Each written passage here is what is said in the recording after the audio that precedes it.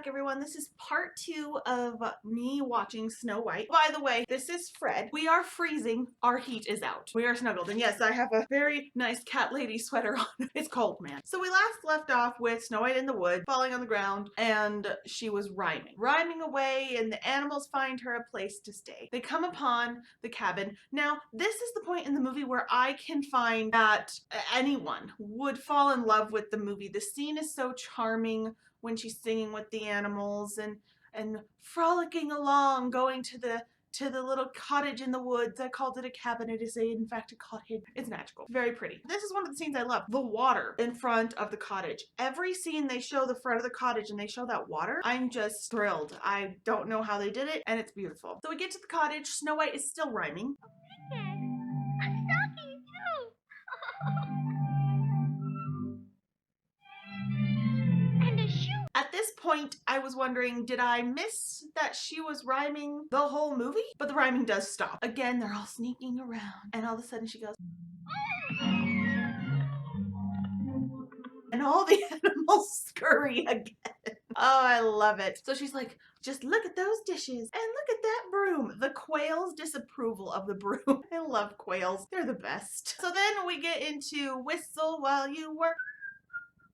You all know it. You all love it. The squirrels use their tails to clean out beer mugs, and, you know, birds fluffing up stuff with their tails, and the deers licking the dishes. Go watch that scene. Now we cut to the gem mine. Dig, dig, dig, dig, dig, dig, dig. And they're just digging away, and Doc is examining the gems, and he's throwing them out, and then Dopey throws them over the cliff, and I'm like, dude, that could pay my rent. Please bring those back. I would like to live in the glittery cave, or even just down the embankment where Dopey keeps throwing the gems. This is the point when I realized how much time was spent on the dwarves in relation to Snow White and the Queen. Now I couldn't figure out, was it just that more time was spent on the dwarves? Different animators? Something was different, because if you look at the dwarves and then you look at Snow White, something's very different. I just liked the animation of the dwarves and the animals more than I liked Snow White, the Queen, and the Prince. So then hi-ho, home from work we go. And then we cut back to Snow White and all the animals. They've cleaned all day and now they're going to bed. Creep up the stairs and the poor turtle is left behind, but he ain't giving up. He's like, "Grr,"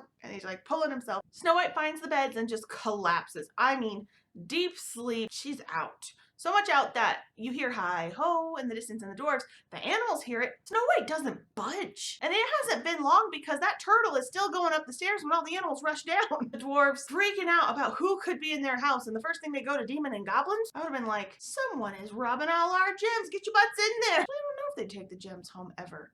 So if they never take the gems home, could someone just go rob the mine every night a little bit and they'd never notice? So they're sneaking in. The squeaky shoes just kill me. So the first thing that concerns them when they get in the house is that things are clean. The cobwebs are gone and the dishes have been washed, and they're very upset about this. If someone came in and cleaned my house, I would be very happy.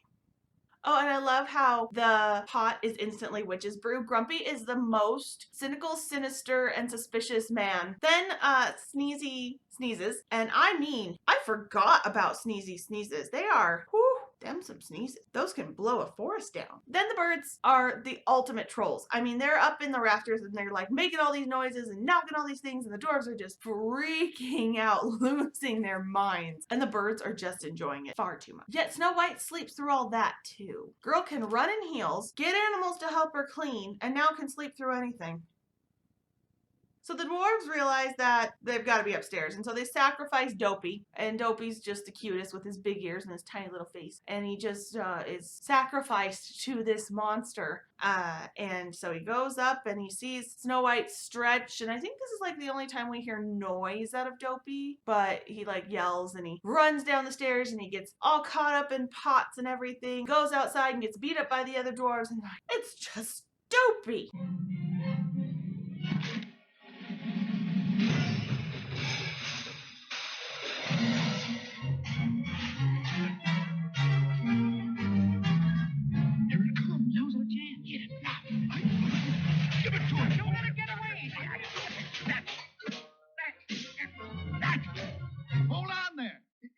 Only Dopey. Yeah, all the noise in that scene, she really should have woken up again. This is starting to get a little weird. So they decide to all go up, and they're getting ready to kill whatever this is. And Happy's question is, which end do we kill? Oh, Lord. So luckily the dwarves pick the pretty end to kill, or else if they have chosen her feet, would they just start beating up her feet? Snow White wakes up and again, and they hide, and then we get to the guessing of names. It's really cute. I think that's a cute way to introduce them. She guesses each of their names based on the names on the bed. They go downstairs and there's food and they're all excited. Now the rush to the table scene, they're all like grabbing and freaking out, and I don't know if any of you had seen Seven Brides for Seven Brothers, but it's kind of the same scene. They're all like freaking out, and then she's like, manners, but the Snow White wants them to wash, and they're like, we've washed, and she's like, when? And they say, When? When? You said when? Why, last week, Ma, why, recently. Yeah, recently. recently. So the men got caught in the lie of washing their hands. Snow White has basically taken over this house. No wash, no food, no service. The dwarves go out to wash, and Happy's remark is, gosh, it's wet. And then Sleepy, oh, it's cold too. Keep in mind, these are the men who came into the house and were appalled that it was clean, but they're willing to take a chance for the princess and clean. I feel they need a hand washing lesson in these trying times because Pick up the soap. Now don't try to bluff. Work up a leather. When you got enough, get your hands full of water. You snort and you snuff and go. boom, boom, boom. There were a few things in this scene that Dopey's head sloshing, oof, and him swallowing the soap. Ugh. Meanwhile, back at the ranch, Grumpy's being grumpy. They put him in a bucket full of soap, and they put him in the water, and they put little bows in his hair, and he's just not happy. But he wasn't happy to begin with. There you go. Only the ring of the supper bell can save Grumpy. Meanwhile, the queen holds my favorite heart box and is talking to the mirror, and the mirror says, wait, no, she's not dead. And the queen says, yes, she is. Look, I have a heart. And the mirror says, babe, that's a pig heart that you got there. And she is pissed. So she runs down to her dungeon. Girl, I want dungeon. I mean, her dungeon wasn't great, but I mean, I got my nice little area here. You know, we could just put it in a dungeon. Of course, I'm already freezing. Maybe we don't want a dungeon.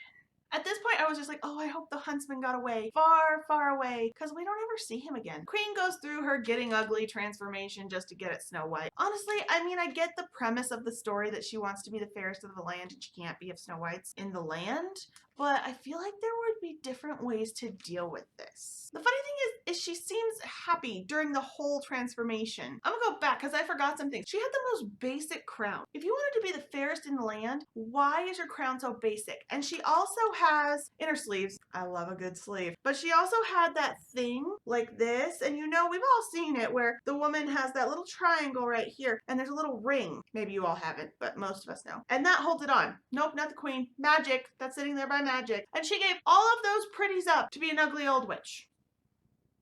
She must be a very accomplished witch, though, because, you know, she didn't mess up anything. And, I mean, that didn't look like an easy spell. Like, the lightning literally had to come at the right time. And again, the witch seems better animated, more detailed, crisper. Crisper, that's the word I'm looking for. It seems that if you're the pretty one in this movie, you fuzzy. We cut to back to the cottage, and they're just singing a silly song. It literally is a silly song. Kind of pointless. I mean, it's cute. The only thing I did notice is, like, while Dopey is dancing with the princess, his hands can also be seen playing drums and doing other things.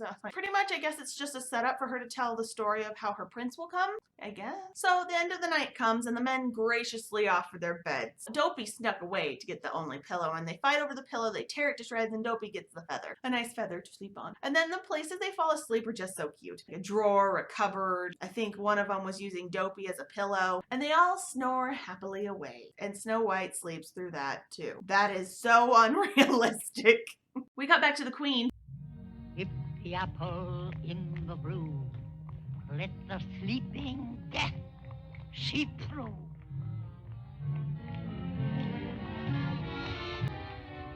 Look on the skin, the symbol of what lies within. Now turn red to tempt Snow White to make her hunger for a bite.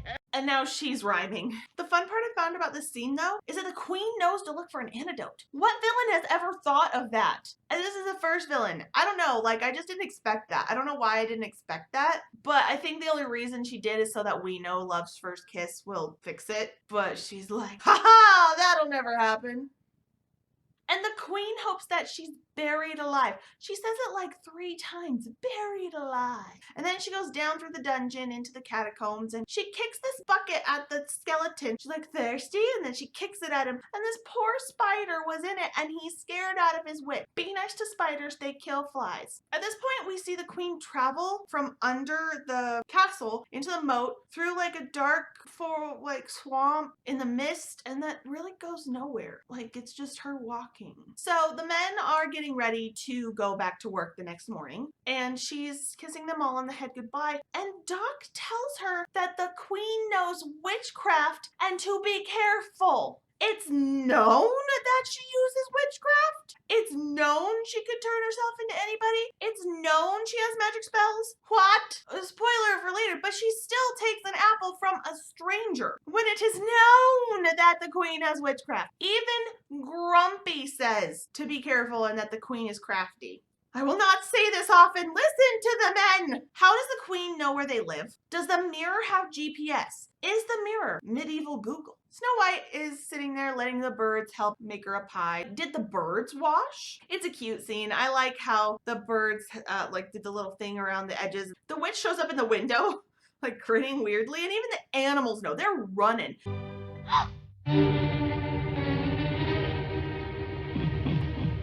Girl, get a clue.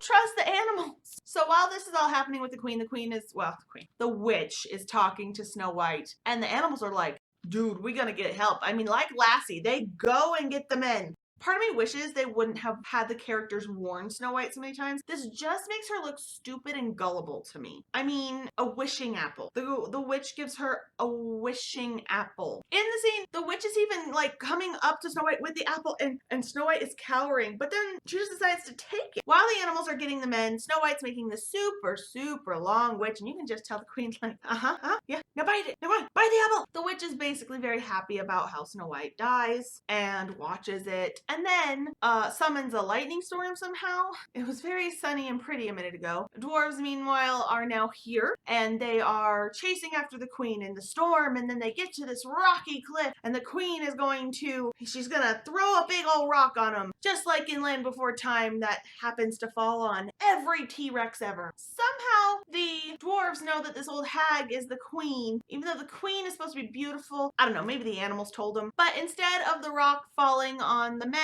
it falls back onto her. The vultures seemed weird to me. It's like we didn't know that she fell and a rock fell on her and she died. We had to have the vultures to confirm. So Snow White is dead. They put her in a glass coffin. I didn't understand this because they did an on-screen text, and I don't think I understood. Oh, okay, she's too beautiful and they're mourning too much to know to put her underground, so they put her in a glass coffin. Okay.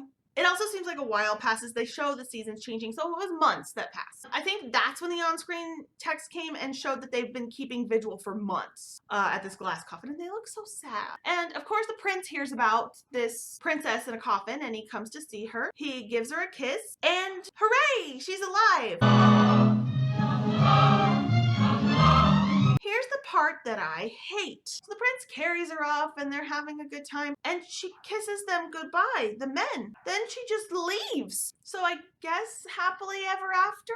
I don't know. I was really disappointed in that ending. Like, wouldn't it have been cool if they all went to the castle, the dwarfs following behind Snow White and the prince on the horse, and they get knighted or something? I mean, obviously they probably would have gone back to the forest and done their mining. That's what they love. But I don't know. I just wanted the dwarves to get like a knighthood. So anyway, guys, that is Snow White. I watched it all. I made it. So tune in next week. I will be posting Pinocchio. If you have any suggestions of what I should watch or anything you think I missed, in the comments, and I will see you next time.